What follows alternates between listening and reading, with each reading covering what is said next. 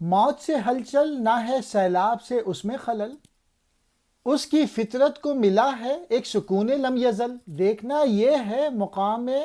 سرکشان ذو رمست، اس جگہ ہے منکران غائب و حاضر پرست، ایک مشرق کا تھا باسی ایک مغرب کا مکی، دونوں اپنے وقت میں تھے دشمنان اہل دین، ایک کی گردن پہ ضرب کاری چوب کلیم، دوسرا خنجر سے، ایک درویش کامل کے دو نیم، نہ تو کسی موج کے باعث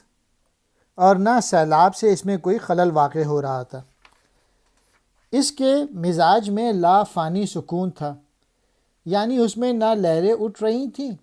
اور نہ کوئی طوفان ہی تھا، بس ٹھہراؤ ہی ٹھہراؤ تھا۔ یہ اپنی طاقت کے نشے میں چور سرکشوں کا مقام ہے،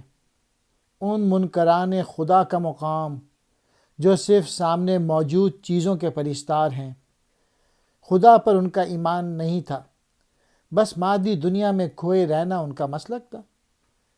ان سرکشوں میں ایک تو وہ ہے جس کا تعلق مشرق سے ہے یعنی فرعون، اور دوسرا وہ جس کا تعلق مغرب یورپ سے ہے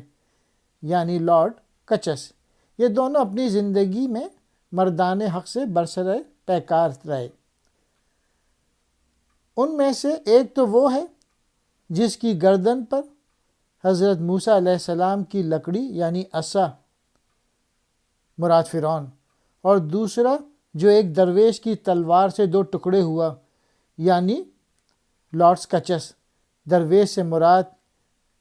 مہندی سوڈانی ہے۔ سکون لم یزل، مسلسل سکون، وہ سکون جسے زوال نہیں۔ سرکشا جمع سرکش یعنی باغی، حکم نہ ماننے والا، زور مست، اپنی طاقت میں مست،